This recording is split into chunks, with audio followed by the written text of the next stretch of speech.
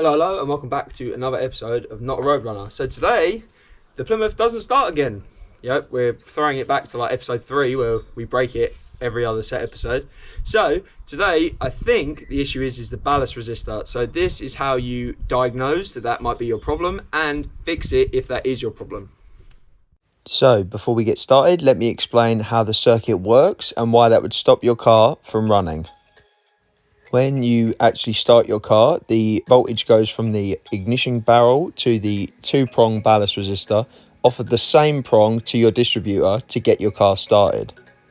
Your coil doesn't actually run off of a 12-volt battery, which is why you need a resistor to reduce that voltage so it can run in normal operations. So overall, when you're cranking your car, it goes straight to the distributor, and when you stop cranking your car and just leave it in the ignition position, it actually goes through the ballast resistor to the coil. This means that if it goes bad, you end up in the same position that I'm in, so I'll show you what to look out for. Okay, so the issue I'm having is it will start and run, but the second I let go of the key, it dies because of the ballast resistor circuit. So you can see that here.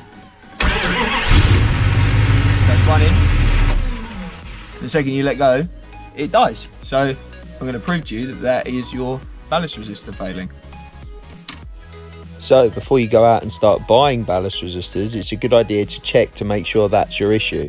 You need to go and grab a piece of wire and connect both sides of the terminals. Bypassing the resistor actually lets your car run like normal, but you do not want to do this for more than a few seconds. As obviously, like I said before, your coil isn't designed to run off a 12 volt, so it will fry your coil and then you're going to have to go and buy a new one, which is not mad.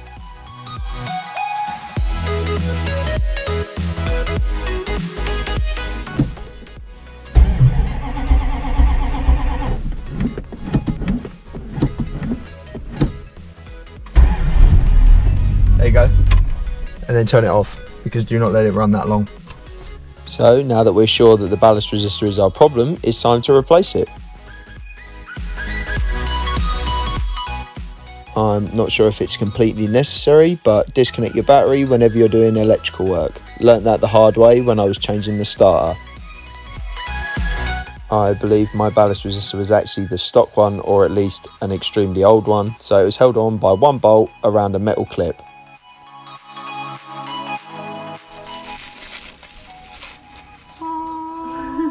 Look how white it is compared to that bugger. There we go. And that is your resistor behind it. The next step is just to disconnect the 2 terminals from your original one and reconnect them to your new one.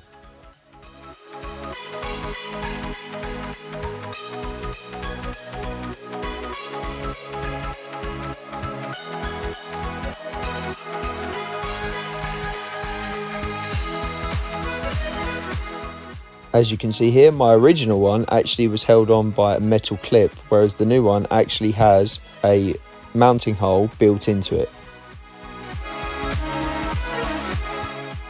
So because of the actual shape of my firewall, the way that it's currently mounted onto the plugs doesn't actually sit, you can't make it so it sits straight.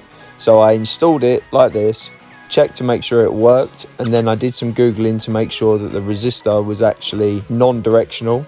And then I came back and reinstalled it the correct way so it's nice and straight. Because let's be real, I could not leave that in the middle of the engine bay looking like that.